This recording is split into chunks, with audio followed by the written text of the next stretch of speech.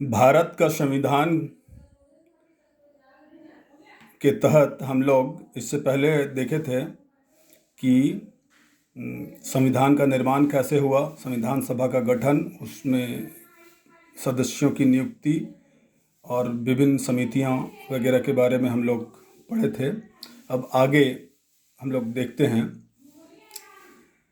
संविधान के हमने जैसा बताया था कि प्रारंभ में 22 भाग थे, जो बढ़कर आज 25 भाग हो चुका है। आज संविधान में 25 भाग हैं। तो इसमें बहुत सारे भाग बहुत महत्वपूर्ण हैं, आम जनजीवन से संबंधित हैं, तो उनको हमें जानना है। जैसे संविधान के भाग 2 में नागरिकता संबंधी प्रावधान हैं, यानी भारत का नागरिक कौन होगा, कौन नहीं होगा, या भारत की नागरिकता कैसे प्राप्त होती है, इन सब के बारे में जानकारी भाग 2 में है। और भाग 2 में अनुच्छेद कितने हैं? तो भाग 2 में अनुच्छेद 5 से लेकर 11 तक अनुच्छेद हैं, और इन सभी अनुच्छेदों में नागरिकता संबंधी प्रावधान हैं।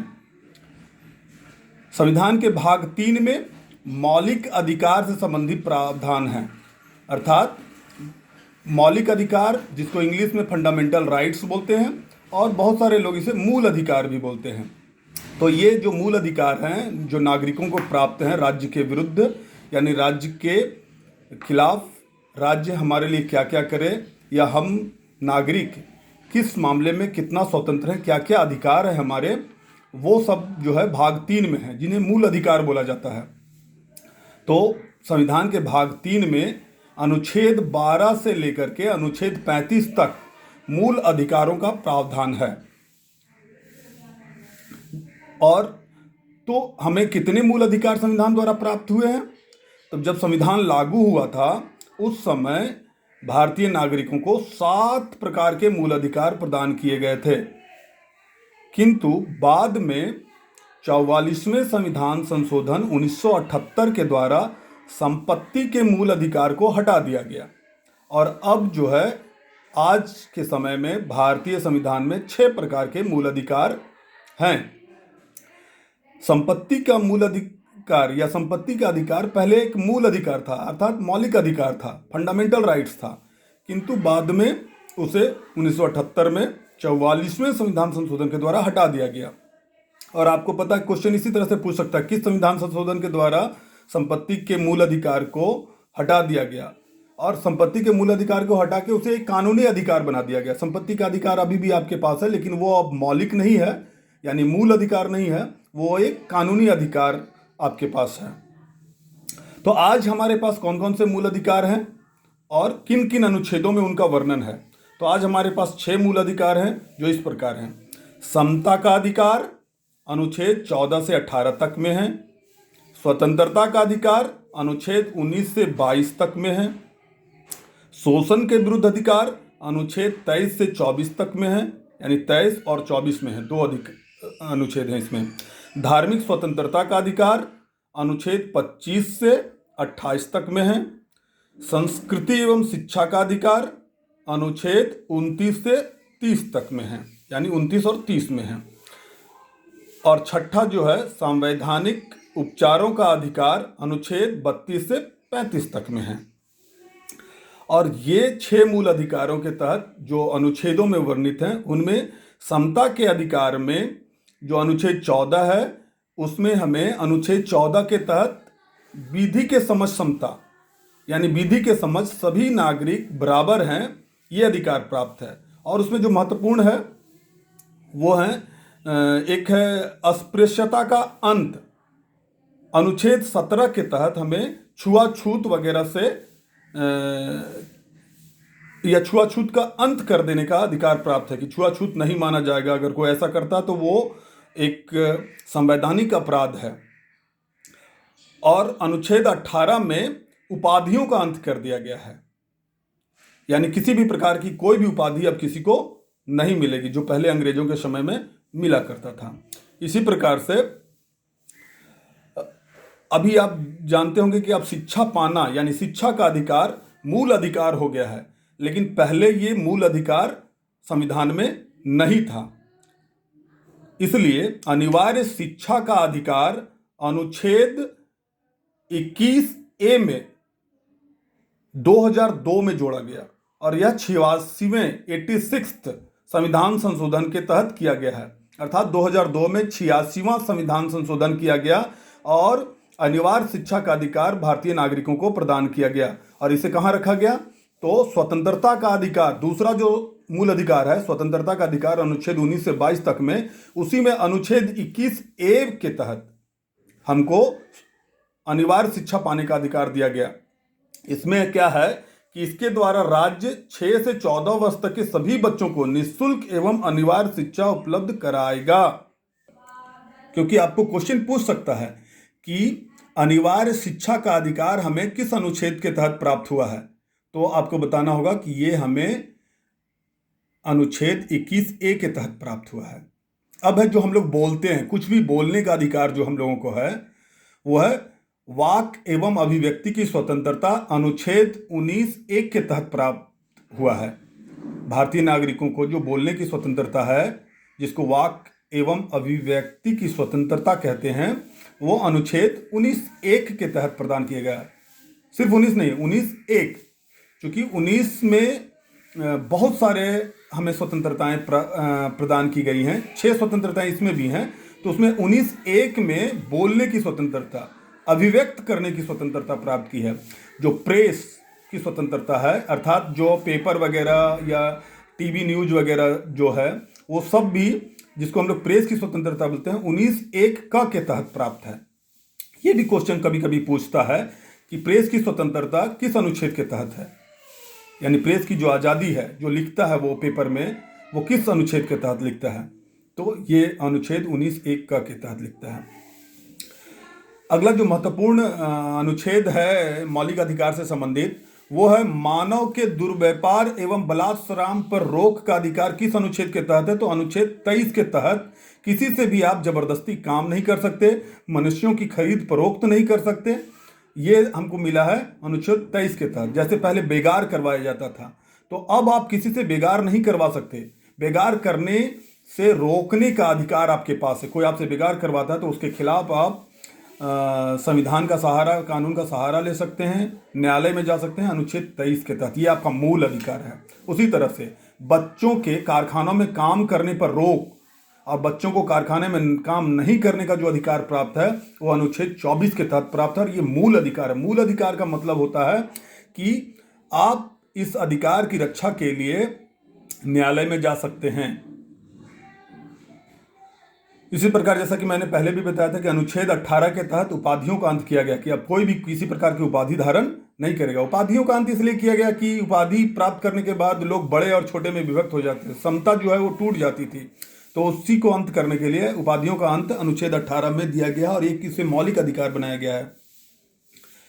तो भाग 3 में जैसा हमने देखा कि मूल अधिकार किस भाग में, प्रश्न आपसे पूछा जा सकता है कि मूल अधिकार जो है वो किस भाग में है, तो आपको बताना होगा संविधान के भाग 3 में मूल अधिकारों का वर्णन है। और भाग 4 में, संविधान के भाग 4 में क्या है, तो संविधान के भाग 4 में राज्य के नीति निर्देशक तत्वों का वर्णन है। और ये किन अनुच्छेदों में है, पूछ सकता है कि कहां से कहां तक जो राज्य के नीति निर्देशक तत्व हैं, या कहां से कहां तक के अनुच्छेदों में भाग 4 है। तो अनुच्छेद 36 से लेकर 51 तक में राज्य के नीति निर्देशक तत्व वर्णित हैं और ये भाग 4 कहलाता है। भाग 4 मतलब होता है राज्य के नीति निर्देशक तत्व। और इससे पहले हमने पढ़ा था भाग 3, उसमें आते हैं मौलिक अधिकार अर्थात मूल अधिकार, इंग्लिश में बोलते हैं फंडामेंटल राइट्स। और भाग 2 में जैसा कि पहले बताया था नागरिकता संबंधी अधिकार, नागरिकों के लिए जो प्रावधान है, वो नागरिकों के प्रावधान जो हैं वो उसमें आते हैं भाग 2 में। तो अब आते हैं हम लोग कि 36 से 51 तक में मूल प्रावधान क्या क्या हैं, जो हमें परीक्षा में पूछा जा सकता है या जो जानने वाली बातें हैं। तो अनुच्छेद 40 में ग्राम पंचायतों का गठन का प्रावधान है। तो राज्य के नीति निर्देशक तत्व क्या है, राज्यों को निर्देश दिए गए हैं, राज्यों को बताया गया है कि आपको जनता के लिए क्या करना है। तो अनुच्छेद 40 में बताया गया है कि राज्य जो है वो ग्राम पंचायतों का गठन करेगा। अनुच्छेद 44 में बताया गया है कि सभी नागरिकों के लिए एक समान सिविल संहिता होगी। सिविल संहिता एक समान होगी, अलग अलग लोगों के लिए अलग अलग नहीं होगी। अनुच्छेद 44 में वर्णन है। किसी भी जाति, धर्म, पंथ, सबके लिए एक समान सिविल संहिता होगी अनुच्छेद 44 के तहत। अनुच्छेद 45 में बालकों के लिए निःशुल्क और अनिवार्य शिक्षा का प्रावधान है।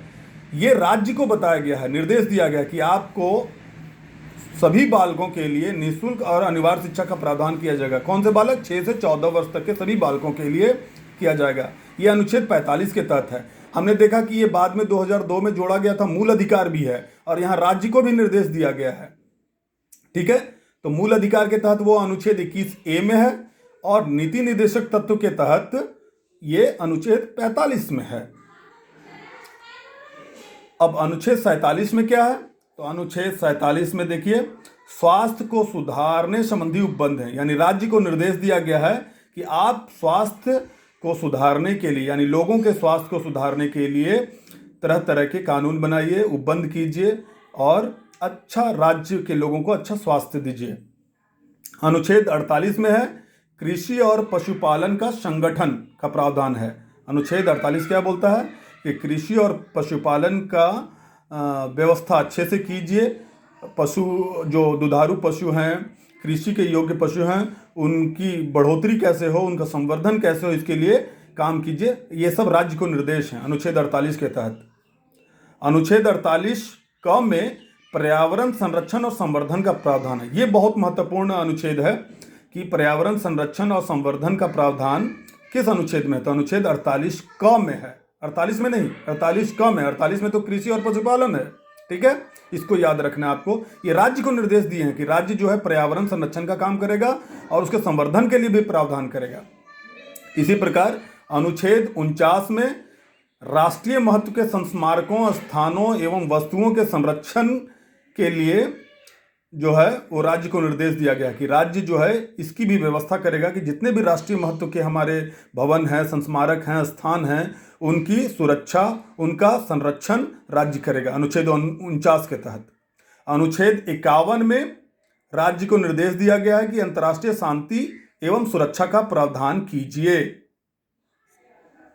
समझे? मतलब आपको ऐसा कानून प्रशासन चलाना है कि अंतर्राष्ट्रीय शांति एवं सुरक्षा बरकरार रहे, सुरक्षा में संवर्धन हो, ये है।